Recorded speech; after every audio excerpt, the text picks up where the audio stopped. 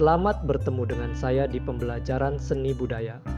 Teman-teman, pada video saya kali ini, saya akan menyampaikan materi pembelajaran seni rupa kelas 11. Dalam pembahasan video saya kali ini, saya akan membahas pada pokok materi unit 1, yaitu menciptakan karya seni rupa yang berdampak bagi lingkungan sekitar.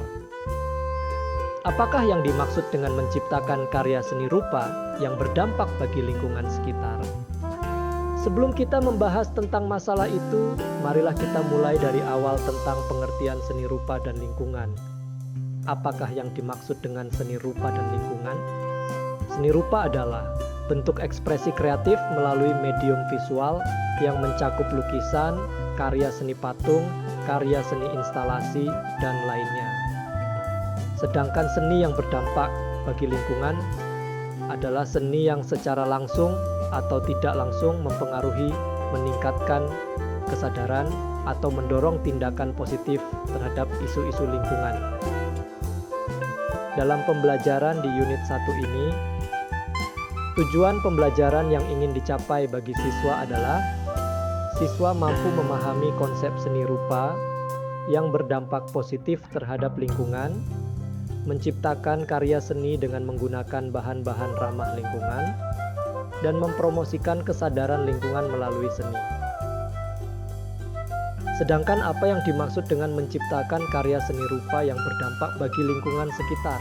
Menciptakan karya seni rupa yang berdampak bagi lingkungan sekitar berarti menghasilkan karya seni yang tidak hanya memiliki nilai estetika, tetapi juga memberikan pengaruh positif atau menyampaikan pesan tentang isu-isu lingkungan.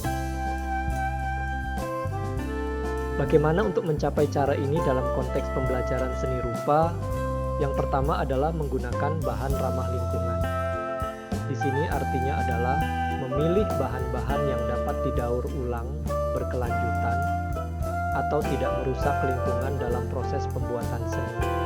Contoh bahan-bahan yang dapat didaur ulang berkelanjutan atau tidak merusak lingkungan dalam proses pembuatan seni antara lain kertas daur ulang, kain bekas, kaca daur ulang, dan lain-lain. Sedangkan yang kedua adalah menyampaikan pesan tentang lingkungan. Apa itu artinya?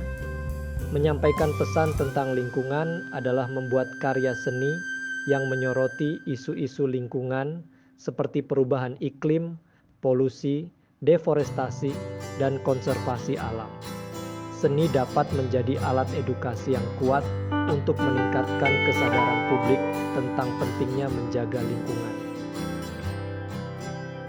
Sedangkan contoh seni rupa yang menyoroti isu-isu lingkungan antara lain: 1. Membuat poster kampanye lingkungan. 2. Membuat instalasi seni dari bahan daur ulang. 3. Membuat lukisan atau mural yang menggambarkan keindahan alam dan bahaya yang mengancamnya, seperti hutan yang terbakar atau laut yang penuh sampah. 4. Membuat patung dari sampah. 5. Membuat karya seni yang berasal dari sisa bahan yang kita konsumsi sehari-hari, misalnya lukisan dari ampas kopi. 6. Membuat komik edukatif yang menceritakan cerita tentang perubahan iklim, polusi, atau upaya konservasi. Serta masih banyak karya seni yang menyoroti isu-isu lingkungan tersebut. Sekarang kita membahas tentang jenis-jenis bahan seni rupa yang ramah lingkungan. Apa saja jenis-jenis bahan seni rupa yang ramah lingkungan? Yang pertama adalah bahan daur ulang. Contoh bahan daur ulang adalah kertas bekas, plastik daur ulang, logam bekas, kaca daur ulang. Yang kedua adalah bahan alam. Contoh bahan alam adalah bambu, kayu sisa, tanah liat, bahan organik, dan lain-lain. Yang ketiga adalah bahan alternatif. Contoh bahan alternatif adalah cat berbasis air, kain bekas, bahan komposit ramah lingkungan. Selanjutnya saya akan menjelaskan tentang teknik dan metode penciptaan karya seni rupa. Teknik dan metode apa saja yang biasa digunakan dalam penciptaan karya seni rupa? Yang pertama adalah lukisan dan gambar. Teknik lukisan dan gambar yang dimaksud dalam hal ini adalah teknik lukisan lukisan dan gambar yang menggunakan cat berbasis air atau bahan alami untuk membuat karya yang menggambarkan isu-isu lingkungan. Yang kedua adalah patung dan instalasi. Patung dan instalasi yang dalam pembuatannya memanfaatkan bahan bekas atau daur ulang untuk menciptakan patung atau instalasi seni yang menyampaikan pesan lingkungan. Yang ketiga adalah kolase dan montase. Kolase dan montase dalam hal ini adalah menggabungkan berbagai bahan bekas untuk membuat karya visual yang menarik dan bermakna. Sedangkan yang terakhir adalah mural dan grafiti. Mural dan grafiti adalah melukis dinding dengan tema-tema lingkungan di area publik untuk meningkatkan kesadaran masyarakat. Selanjutnya, kita akan membahas tentang proses penciptaan karya seni. Tahapan yang pertama adalah identifikasi tema. Pilihlah tema lingkungan yang akan diangkat, seperti polusi udara, sampah plastik, atau pemanasan global. Yang kedua adalah pengumpulan bahan. Kumpulkan bahan-bahan ramah lingkungan atau daur ulang yang akan digunakan dalam karya seni. Yang ketiga adalah desain dan perencanaan. Buatlah sketsa atau rencana detail karya seni, termasuk bahan yang digunakan dan teknik yang diterapkan. Yang keempat adalah eksekusi karya. Eksekusi karya adalah mulai membuat karya seni dengan mengikuti rencana yang telah dibuat, tetap fokus pada pesan lingkungan yang ingin disampaikan. Yang terakhir atau yang kelima adalah evaluasi dan refleksi. Setelah karya selesai, lakukan evaluasi terhadap hasil dan refleksi terhadap proses penciptaan dan pesan yang disampaikan.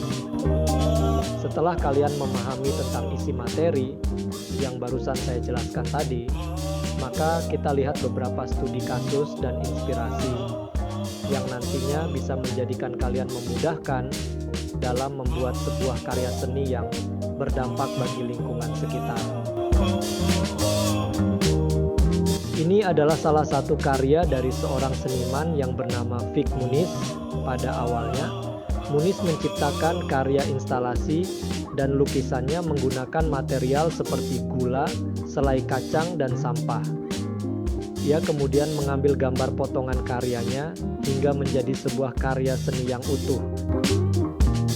Dari akhir pembelajaran ini, sebagai tugas proyek secara individu, buatlah salah satu karya seni dengan tema lingkungan menggunakan bahan daur ulang atau ramah lingkungan. Karya seni itu dapat berupa komik, lukisan, seni instalasi, patung, ataupun yang lainnya. Demikian akhir dari pembelajaran kita hari ini. Semoga bermanfaat dan jangan lupa subscribe, like, dan komen pada channel saya ini. Terima kasih dan sampai berjumpa lagi.